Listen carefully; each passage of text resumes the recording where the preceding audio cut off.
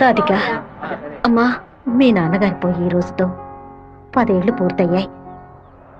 కానీ ఈ 10 ఏళ్ళు 10 నిమిషాల్లా గడిచిపోయాయి.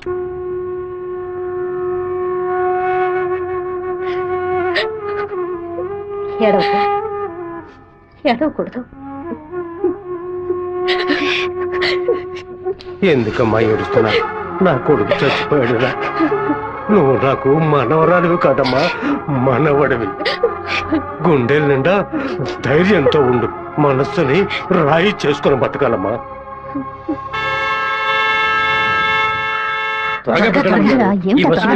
మళ్ళీ 1 బస్కి వెళ్ళాలి. దాన్ని ఆడ పెద్ద సమస్యగా ఆయన నన్నే చూస్తున్నట్టు పిరికి వెద్దవి కనుక నీకెవడు పిల్లని ఇవ్వడం లేదు, అర్థమైందా?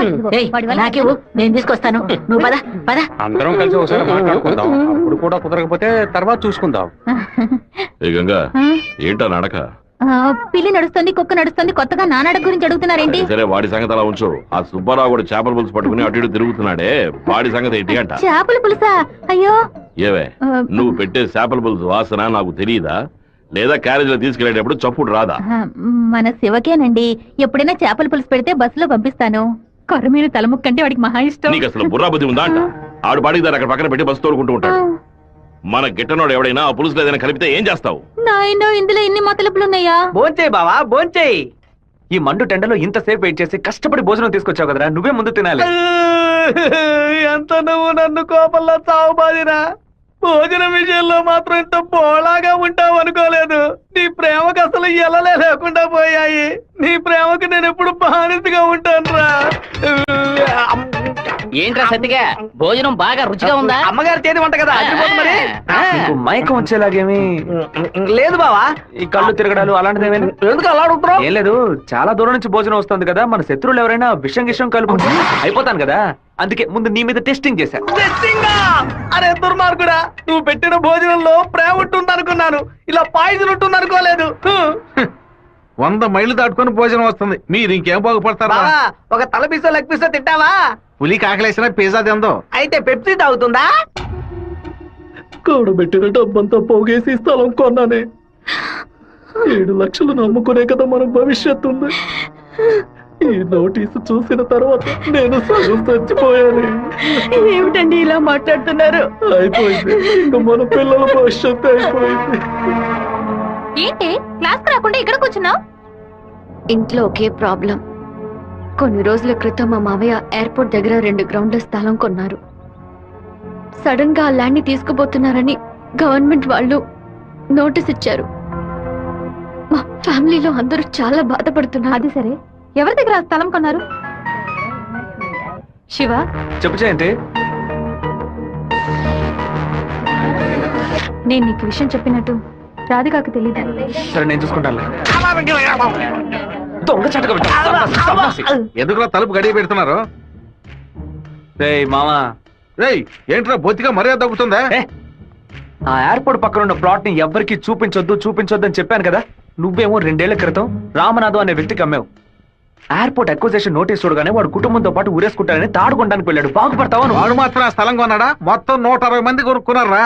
వాళ్ళ గురించి నాకేం దిగులేదు. ఇతని సంగతి ఏంటి? నేను తీసుకుని ఇంట్రీమ్ స్టే ని ఎయిర్పోర్ట్ అథారిటీ కొట్టేసింది. హైకోర్టుకి వెళ్ళి పర్మనెంట్ స్టే తీసుకుంటే సరిపోయా. నీతో ఇలా మాట్లాడితే వర్కౌట్ అవుతుంది కానీ, రే సత్తిగా, జేసీపీ సత్యమూర్తికి ఫోన్ చేస్తాను. ఏమావా, పోయిన సంవత్సరం మన ఊళ్ళో ఇల్లు కట్టావే, ఎంత అయింది? 20 లక్షలు. ఎందుకు అడుగుతున్నా? ఆ 20 లక్షల్ని 4,000తో నేలమట్టం చేస్తాను చూడు. ఏంది? 6 గంటలు జేసీపీ రెంట్ 3,000, 500 బయట 500 డీజిల్. నేను ఓకే అంటే కొంచెం ఏంద్ర నువ్వు అనేది? జేసీపీ సత్యమూర్తి అన్నానా? ఒక 6 గంటల సేపు జేసీపీ కావాలి, కొంచెం లైన్ లో ఉండండి. కుదరదని ఎక్స్ట్రా చేసావనుకో, జేసీపీ ఇంట్లో వెళ్ళిపోయి ఇంటిని కూల్ చేయాలి. డీజిల్ పోసుకొని రెడీగా ఉండండి. కొత్తలే కానీ వాస్తు బాగోలేదు. ఇప్పుడు నేను చేయమంటావురా? ఏడుస్తున్నారు రామనాథం, నవ్వాలి. లేదు, డీజిల్ పోసుకొని రెడీగా ఉన్నారట. ఫోన్ పెట్టరా ముందు. ఇలా చూడండి సార్, 2 ఏళ్లకు ముందు ఆ స్థలం 7 లక్షలు కొన్నారు. ఇప్పుడు దాని విలువ 10 లక్షలు ఉంది. నేను కాదంటోలా, కానీ నేను 8 లక్షలే ఇవ్వగలను. మీ ఒరిజినల్ డాక్యుమెంట్లు ఇచ్చేసి ఈ అగ్రిమెంట్ లో సంతకం పెట్టండి.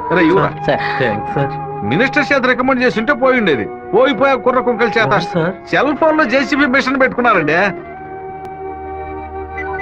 చెప్పు రాధిక, మా ల్యాండ్ ప్రాబ్లం సాల్వ్ అయిపోయింది. ఆ ఓనరే స్వయంగా వచ్చి డబ్బు చెల్లాడు. ఎవరో రికమెండ్ చేశారు.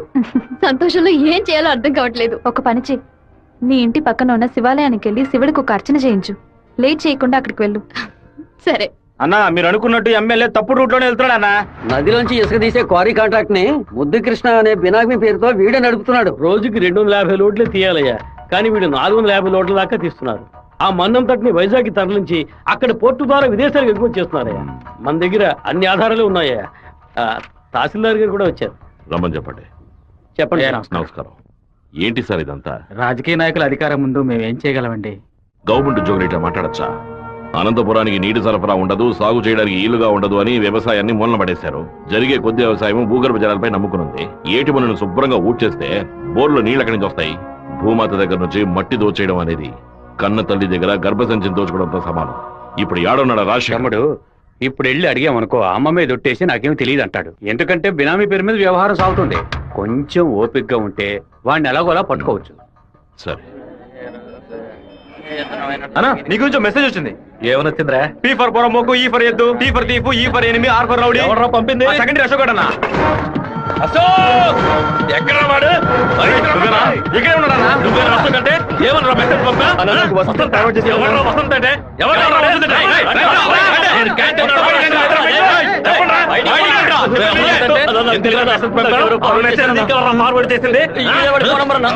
ఏ జయంతి, ఆ మెసేజ్ ని క్రియేట్ చేసింది నేనే.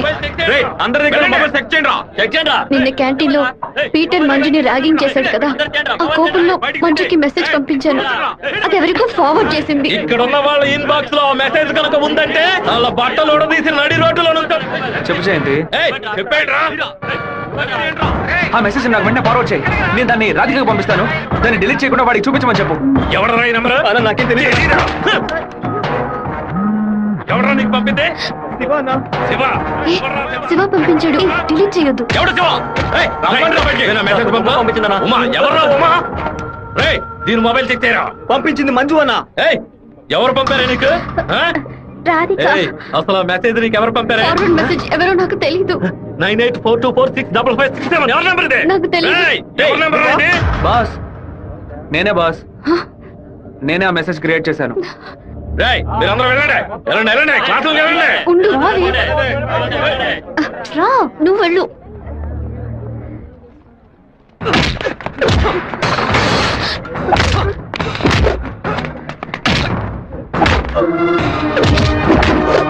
నేను వెళ్ళి నిజం చెప్పేశాను. వదులు. నిజం చెప్తే నీ డ్రెస్ చింపేస్తాడు. పర్వాలేదా? రా.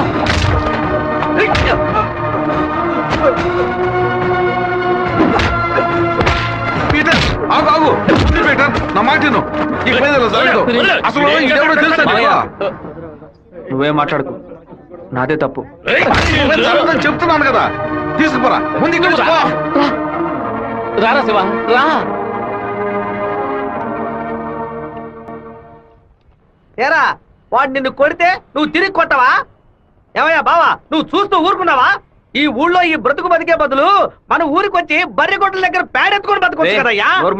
రేయ్ నన్నేం చేయమంటావరా? ఇది ఎందుకు మెసేజ్ ఇచ్చాడు? ఇస్తాడయ్యా ఇస్తాడు. దాన్ని నువ్వు మేనేజ్ చేయాలి. అట్లా చేయకుండా వదిలేరా. రే పంది, నువ్వు చూస్తూ ఊరుకున్నావా? ఊరుకోరా. లేదంటారా నీకు? ఊరుకోరా. పీకానంటే వదిలేయమంటే వదిలేస్తాను అనుకున్నావా? ఏం చేయాలో నాకు తెలుసురా. అయ్యగారికి ఇప్పుడే ఫోన్ చేసి చెప్తాను. ఫోన్ లాక్కుంటే పీసీ పోలేదు అనుకున్నావా? టెలిగ్రామ్ చేస్తాను. పౌరంతో సందేశం పంపిస్తాను. విషయం బయటికి తెలిస్తే అమ్మాయికి ఏమవుతుందని భయపడి నేను మూసుకొని వచ్చాను. నువ్వేమో దగ్గరెచ్చిపోతున్నావు. చంపేస్తాను. చంపరా చంపే. నేను ఈ తిరుపతి వదిలి వెళ్లేలోపు వాడు గొంతు పిసికి చంపకపోతే నా పేరు సత్యబాబే కాదు. ఇదే నా శపథం. ఏంటి సార్ ఇది? ఆ పంతులు స్ట్రైట్ గా కమిషనర్ కే కంప్లైంట్ ఇచ్చాడు. ఏ పెడతావు సార్ వాడిని? నా మాట విని నువ్వు లొంగిపో. అప్పుడే ఈ టేబుల్ మీద ఉన్న నీ కేసు ఫైలు ఆ షెల్ఫ్ కి వెళుతుంది. వారంలో నువ్వు బెయిల్ మీద బయటికి రావచ్చు. లేకపోతే కమిషనర్ నీకు స్పాట్ పెడతాడు. సరే బొక్కలతో ఏంటన్నా? మనసు చాలా బాధగా ఉంది జయంతి. నేను నిద్రపోయే వారం రోజులైంది. నేను చేసిన తప్పుకి శివ దెబ్బలు తిన్నాడని తలుచుకుంటేనే బాధగా ఉంది. సారీ 4 సార్లు మెసేజ్ పంపించాను. వాడు రిప్లై కూడా చేయలేదు. వెంటనే పర్సనల్ గా కలిసి సారీ చెప్పాలనుంది. సరే, సారీ చెప్పేటప్పుడు ఒక థ్యాంక్స్ కూడా చెప్పేయి. థ్యాంక్సా? ఆ రోజు మీ ఇంట్లో ల్యాండ్ ప్రాబ్లం కి ఎవరో రికమెండ్ చేశారని చెప్పావే, అతను వేరే ఎవరో కాదు, శివాని. తన ముందుండి వాళ్ళ ఓనర్ తో మాట్లాడి డబ్బులు ఇచ్చేలా ఏర్పాటు చేశాడు.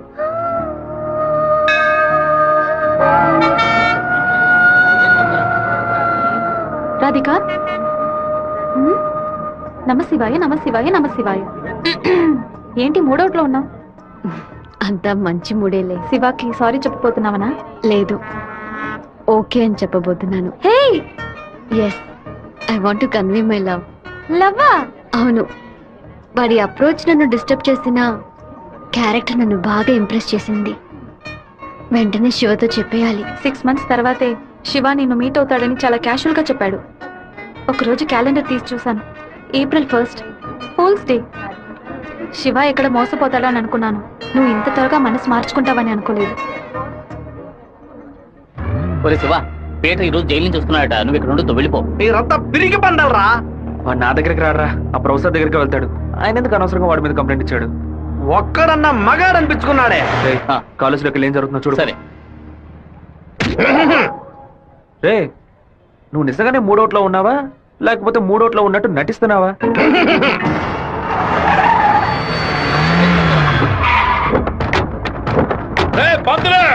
ఎక్కడున్నారా? రారా బయటికి. రే సోమనాథరావు,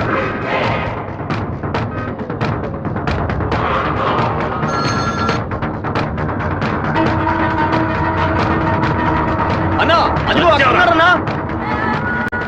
రే స్వామినారాయణ, నా మీద కంప్లైంట్ ఇస్తే నేను ఊరొద్దులు వెళ్ళిపోతాను అనుకున్నావా? ఈ కాలేజ్ ప్రిన్సిపల్ ఏనా అడగడు? తెలుగు పంతులు నువ్వు నా మీద కంప్లైంట్ ఇస్తావా? నువ్వు బతిమలాడితే నేను వదిలేస్తాను అనుకున్నావా? నువ్వు పెద్ద స్పైవా? బ్రోకర్ పని చేస్తున్నావా? అంటే నువ్వు బ్రోకర్వా? ఏది చెప్పు. నేను ఒక బ్రోకర్ని. వద్దు పేట, వదిలే. వీడి వల్ల నేను 7 ఊసలు లెక్కెట్టాను సార్. మీరు వెళ్ళండి సార్. ఏది నువ్వు చెప్పు. నేను ఒక బ్రోకర్ని చెప్పు కదా. అయితే ఓ పని చేయి, అందరూ చూస్తుండగా ఆ బోర్డు మీద నేను ఒక బ్రోకర్ని అని రాసిరా. క్షమాపణ వేడుకుంటాను. రాయొద్దండి. పెట్టుకుంటావా? ఎందుకురా మొత్తం పోయిందే.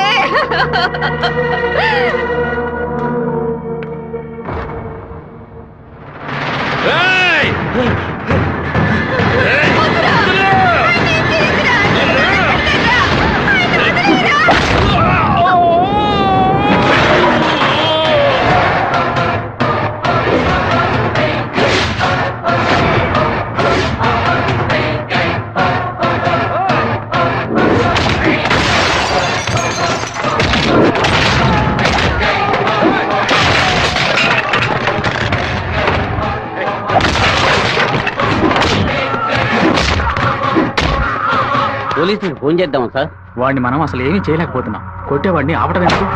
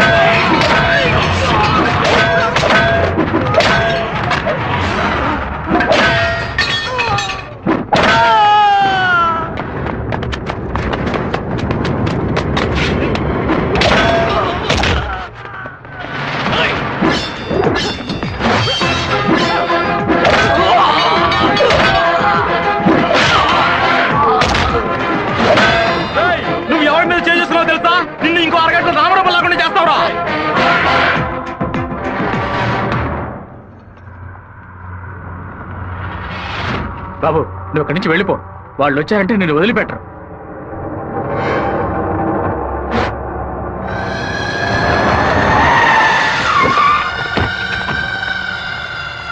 ఆడే అన్న నరకండి రావాడిని.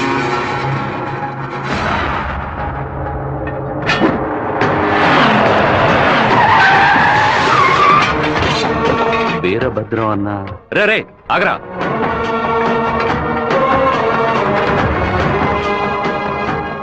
నాన్న ఏంటి నాన్న? వీరభద్రం అన్న కొడుకు. నమస్తే అన్న. తప్పు జరిగిపోయింది, తెలియకుండా తప్పు జరిగిపోయింది. ఓబ్లేసు, రౌడీలతో వచ్చావేంటి?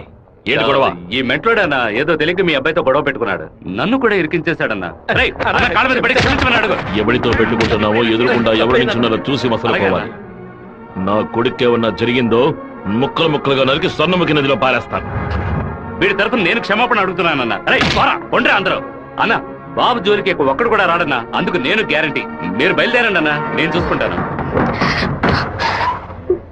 అన్నా ఏంటన్నా ఇంత పని చేశావు? ఏదో డబ్బులు కొరాడన్నా, తీరా చూస్తే వీరభద్రం గారు కొడుకన్నా. కొంచెం మిస్ అయి ఉంటే మా వాళ్ళ తల్లే కాదు నా తల కూడా నరికి పారేసి ఉండేవాడు. దయచేసి నన్ను నా వాళ్ళని ఈ మ్యాటర్లో మాత్రం ఇన్వాల్వ్ చేయదన్నా, నన్ను వదిలేయన్నా. 57వ సెల్లు. కళ మొత్తం చెదిరిపోతుంది అనుకోలేదు. వాడికి ఎంత కోపమా, ఎందుకలా మూర్ఖంగా బిహేవ్ చేశాడు. ఆ వీరభద్రం వాడి నాన్న టెన్షన్ అవ్వదు, పెద్ద తప్పు చేశాడు. మెంటల్లా మాట్లాడుకో. నా ప్రేమ మొత్తం నా మనసులో దాచిపెట్టుకుంటాను. అతనికి ఏం చెప్పను. నా కళ కళ్ళైంది. ఏంటన్నా ఇంత పెందరాడే వస్తున్నారు? రాజశేఖరం గారు తిరుపతి పక్కన 7 కోట్ల రూపాయలకు ప్రాపర్టీ కొంటున్నట్ట. ఈ రోజే రిజిస్ట్రేషన్ అట. ఆ దండపాణి గారు వచ్చి చెప్పాడు. తిరుపతి కాళహస్తి మధ్యలో 120 ఎకరాలంట. ఏ రిజిస్ట్రేషన్ ఆఫీస్? చెప్పన్నా. తిరుపతిలో స్థలం పడిపోతున్నాను. రిజిస్టర్ ఆఫీస్కి వచ్చాయి. ఓకే ఓకే అన్న. లెక్క పెట్టుకోండి.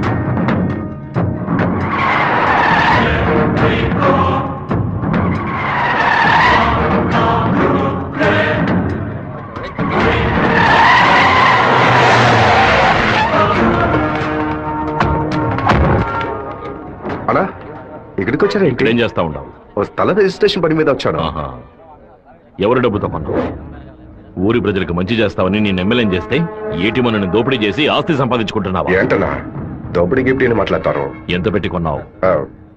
70 లక్షల కన్నా. నువ్వు చెప్పేది నిజమేనా? నిజమేనా? ఆ బండి నా పంటరా.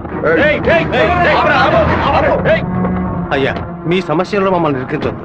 మొత్తం వాల్యూ 7.5 కోట్లు. మాది పెద్ద కుటుంబం. ఈ డబ్బు అందితేనే మా ప్రాబ్లమ్స్ అన్ని సాల్వ్ అవుతాయి. మీ డబ్బుకు వచ్చినటువంటి ఆపద ఏమీ లేదు. కాకపోతే ఈ సమస్య పూర్తయినంత వరకు మీరెవరు ఇక్కడి నుంచి కదలకూడదు. దీనికి ఎక్కడి నుంచి వచ్చాయి నీకు 7,30,00,000 రూపాయలు? కలపగొట్టు నుంచి వచ్చిందా, ఎరువు కొట్టు నుంచి వచ్చిందా? లేదన్నా, భార్య నగలమ్మేను. వ్యవసాయంలో కొంచెం డబ్బు వచ్చింది. ఓహో, నీ పెళ్ళం 40 కిలోల బంగారం తీసుకొచ్చిందా? ఏంటన్నా కొంచెం మర్యాద ఇస్తే ఓవర్గా మాట్లాడుతున్నావు. అనంతపురానికి నేను ఎమ్మెల్యేనా, మీరే ఎమ్మెల్యేవా? అన్నిటికీ సంజాయిషులు చెప్పాలా? అందరూ ఇంటి నుంచి డబ్బు తీసుకొచ్చే పార్టీ పడుతున్నారా?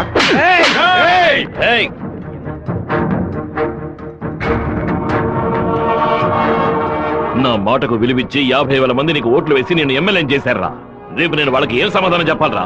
అయ్యా, అన్ని రికార్డులోకి ఎక్కించేశారట. ఇక మన చేతుల్లో ఏమీ లేదు. నేనంతా వింటూనే ఉన్నాను. ఒక చిన్న ఐడియా చెప్పరా. ఇతను అక్రమంగా సంపాదించిన ఆస్తులన్నీ మన ఊరు ప్రజలకి, పంచాయతీకి రాసి చేయొచ్చు. వెంటనే అలా చేయడం కుదురుతుందా? చేయొచ్చు అన్న. దానికి స్టాంప్ డ్యూటీ తక్కువ. 10 నిమిషాల్లో డాక్యుమెంట్ రెడీ చేస్తాను. సరే చెయ్యి. అన్నా, 100 రూపాయల స్టాంప్ పేపర్ తీసుకొని నేను చెప్పేది కొట్టండి. అనంతపురం జిల్లా పులివెందుల గ్రామం వెంకయ్య వీధికి చెందిన శుంకర సుందరమూర్తి గారి పెద్ద అబ్బాయి రాజశేఖరం అనబడే నేను మనస్ఫూర్తిగా రాసిచ్చినది ఏమనగా, తిరుపతి పక్కనున్న సర్వే నంబర్ 141, 142, 143ల కింద వచ్చి 120 ఎకరాల భూమిని అనంతపురం జిల్లా వాసులకి హృదయపూర్వకంగా రెడీ నాన్న. లోపలికి వెళ్ళి సంతకం పెట్టు, లేదా గవర్నమెంట్ జీబులో పోయి చువ్వలు లెక్క పెట్టాలి. వెళ్ళు.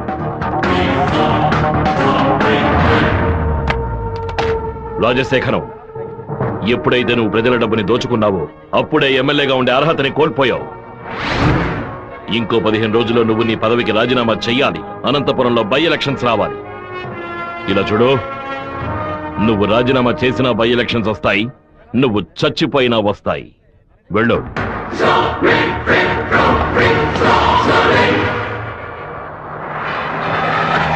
ఏంటన్నా ఇది? 4 రోజుల నుంచి ఇక్కడే ఉన్నాం. ఊరు నుంచి అక్కేమో ఫోన్ చేస్తా ఉంది. ఏం పోతా నిలబట్టావురా?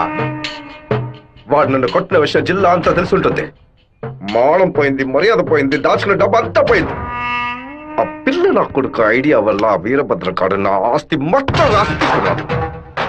ఆ నా కొడుకుని లేపేయకుండా ఊళ్ళకి వచ్చిన భార్య కూడా నాకు మర్యాద ఇవ్వదు. ఆ ఓబులేసింది రమ్మని చెప్పు. హైదరాబాద్ లో మన పార్టీ మీటింగ్ వెళ్తున్నాను. రేపటికల్లా వీరభద్ర కొడుకు చావాలి. అన్నా మళ్ళీ తప్పు చేద్దాం. నేను నిన్ను చేయమంటల్లా, బెజవాడి నుంచి మనుషులు రప్పిస్తాను. నువ్వు నీ వాళ్ళు మూల నుంచి చూడండి, మధ్యలో దూరి కెలక్కండి. సరే అన్నా. మనల్ని వీడి వీరభద్రాన్న కత్తికి బలి చేసేలా ఉన్నాడు. రేపు ఉదయం లేవగానే ఈ ఊరి నుంచి ఎస్కేప్ అయిపోవాలి.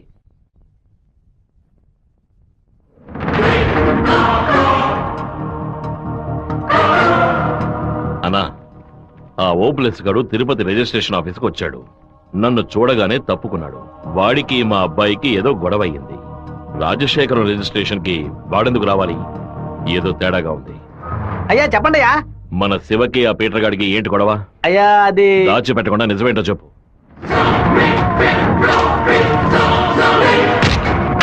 నా దగ్గర దాచేశారు కదూ. కావాలనే గొడవ పెట్టుకున్నాడు. ఇందులో ఏదో మతలబు ఉంది. టీ మొహాన్న పోసిన ఆ నిమిషంలోనే వాడి చేతి నరికి పారేసి ఉండాలి. గొడవలేం పెట్టుకోవద్దని మనమే కదే చెప్పండి. అవును, నేను ఒక బుద్ధి లేని మనిషిని. నా మాట గౌరవం ఇచ్చే నా కొడుకు ఊరికే ఉన్నాడు. రండి, ఆ ఓబ్లేస్ గారిని కలిసొద్దాం. ఏంటన్నా సడన్ గా ఈ ట్రిప్ ఏంది? రే డోంగ్రే, కొడుకు ఏదైతే అప్పకి ఎక్కడో మండుద్రా. అందుకే మనం అసలు ఈ ఊళ్ళో లేవు. చూసావా అతలోనే లైన్ లోకి వచ్చేసాడు. అన్నా చెప్పన్నా. ఓబ్లేస్ ఎక్కడున్నావు? వైజాగ్ లో ఉన్నా అన్న. ఏదైనా పరిపడిందన్నా? నేను ఇప్పుడు ఫోన్ కట్ చేస్తాను. నువ్వు అక్కడ ఉన్న ల్యాండ్ లైన్ నుంచి నాకు ఫోన్ చెయ్యి. ఎందుకన్నా? నువ్వు వైజాగ్ లోనే ఉన్నావా లేదా అని తెలియద్దు. ఇప్పుడే అన్న రేణు కూడా దాటి పెడుతున్నాను. ఎందుకు అబద్ధం చెప్పావు? దొరికిపోయావు. నాకు దీనికి ఏ సంబంధం లేదన్నా. ఆ రాజశేఖరమే బెదవాడి నుంచి బందర్ నుంచి మనుషులు రప్పించి బాబు నిజాలని చూస్తున్నాడు. ఏమన్నావురా? ఈ విషయం మీకు తెలీదా? నా కొడుకు ఒంటి మీద చిన్న గీత పడినా సరే తిరుపతిలో ఉన్న రౌడీలందరినీ ముక్కలు ముక్కలుగా నరికి పారేస్తానా? రారా తిరుపతికి.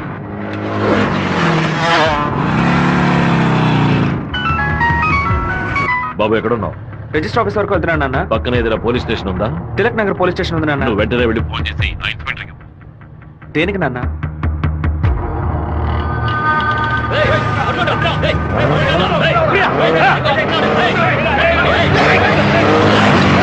మాధవరావు ఎక్కడున్నావు? విషయం ఏంది బావా?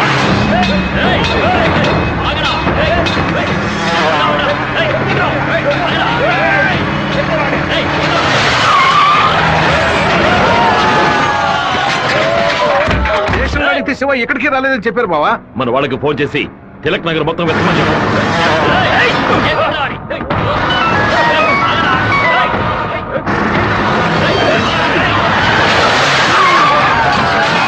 చెప్పండి అన్న. తిరుపతిలో మీ వాళ్ళకి ఫోన్ చేసి అన్ని చోట్ల వెతకమని చెప్పు. పీటర్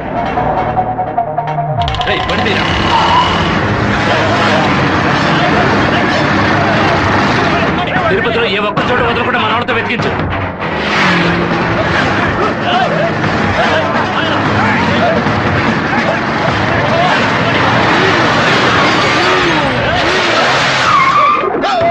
వాడికి ఏదైనా అయితే మనల్ని వేసేస్తారు. నేను ఆ కొండపైకి వెళ్ళి చూస్తాను. మీకు ఏదైనా తెలిస్తే నాకు ఫోన్ చేయండి. అలాగేనా?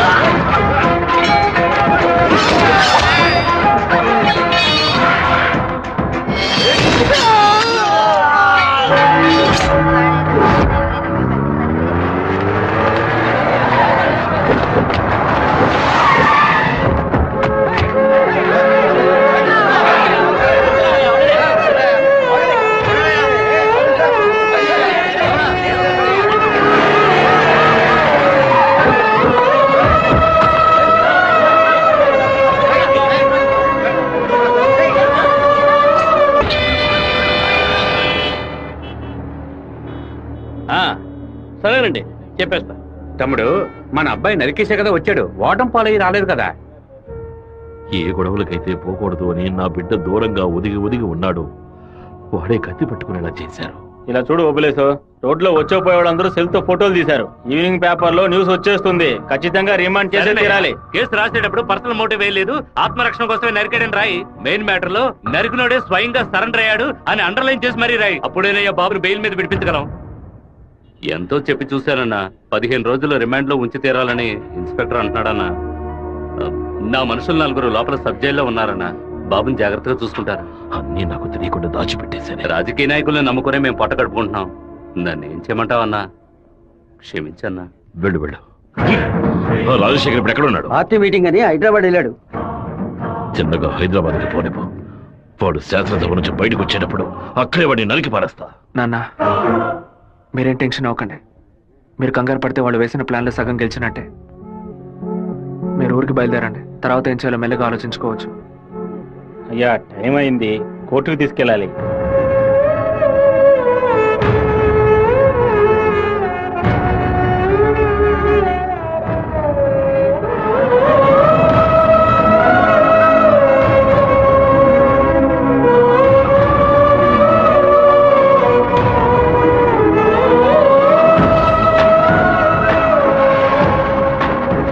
నా బిడ్డ ఎక్కడా? నా బిడ్డ రాలేదా? వాడిని జైల్లో పడేస్తారా? ఇందుకెలా వాడిని ఊరికి పంపించింది? భగవంతుడా, నా కడుపు మండిపోతుంది. నా ఒక్కరోజు కూడా వాడిని చూడకుండా ఉండలేదే. ఎప్పుడైతే నా కొడుకు నేను లేపడానికి వాడు ప్లాన్ వేశాడో ఇంకా వాడు బతకడానికి వీల్లేదు. హైదరాబాద్ వెళ్ళి వాడి పొట్ట కోసేసి ఆ పేగులు మెడ వేసుకొచ్చానా? వాడు ఊరితో గొడవ పడలేదు, నాతో గొడవ పడ్డాడు. వాడిని నేనే నరికి చంపాలి. ఏ రోజైతే వాడు ఈ ఊళ్ళో అడుగు పెడతాడో ఆ మరుక్షణమే వాడి తల తెగి. అన్నా, ఈరభద్రం కొడుకులు లేపేయడానికి మనమే మనుషులు పంపామని అతనికి తెలిసిపోయింది. ఇప్పుడు ఊరికి వెళ్తే మనల్ని ఊరికి వదలడు. అవునన్నా. ఇక్కడ మంత్రి వరదరాజుల ప్రాబ్లం పెద్దదిగా ఉంది. సరే, ముందు నువ్వు హోటల్ రూమ్ ని ఖాళీ చేసి అలాగే ఎమ్మెల్యే హాస్పిటల్. అలాగే అలాగేనా?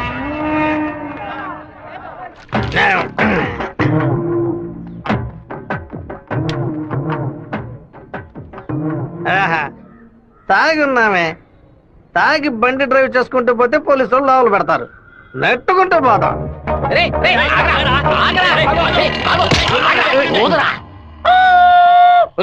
సరిగ్గా ఊదరా. ఇదిగో ఊదుతున్నానయ్యా.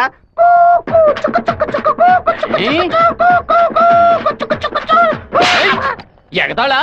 మందు కొట్టవలేదో తెలుసుకోవడానికి ఊదమంటే కొట్టానయ్యా. వీధి వీధికి పైసా ఓపెన్ చేసి పెట్టి రెండ్రా తాగండి అంటూ మా దగ్గర ఉన్న డబ్బులన్నీ నాకి పారేస్తున్నారు. సైకిల్ మీద బైక్ మీద వచ్చిన వాళ్ళు అక్కడ ఎట్టేస్తారా? దాని మీదే కదా ఇంటికి వెళ్ళేది. ఒక పని చేయండి అయ్యా, తాగుబోతులకు మాత్రం రాత్రి 7 గంటల తర్వాత ఒక బస్సు ఏర్పాటు చేయండి. మేము ఫుల్ గా తాగి ఇంటికి వెళ్ళి హ్యాపీగా తొంగుంటాం. ఓవర్గా మాట్లాడగరా. అలాగే మాట్లాడతానండి. తాగేసి బండి డ్రైవ్ చేసుకుంటూ వెళ్ళకూడదనే చట్టం ఉంది. చట్టం ఉందా? బండి నెట్టుకుంటూ వెళ్ళడం తప్పు కదా, కానీ ఎవడ బండు నెట్టుకుంటూ వెళ్ళడం తప్పురా. నెట్టుకొచ్చింది మా హెడ్ గారి బండి అయ్యా.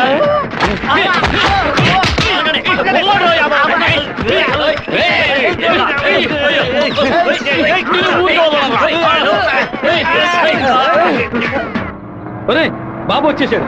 అమ్మగారు చెప్పండి.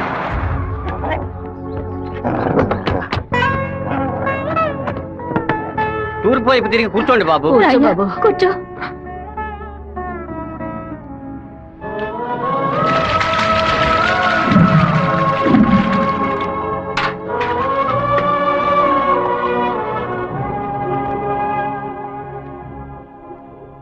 అమ్మా, ఎందుకు ఇలా డల్ గా ఉన్నారు? నేను రావడం మీకు ఇష్టం లేదా ఏంటి? నువ్వు వచ్చిన సంతోషంలోనే అమ్మకి నోట మాట రావడం లేదన్నయ్య. నీకు నా మీద అంత ప్రేమ అమ్మా?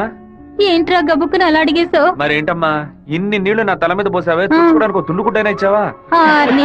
ఏం తక్కువ లేదు. ఉండు, తలదుడుస్తాను.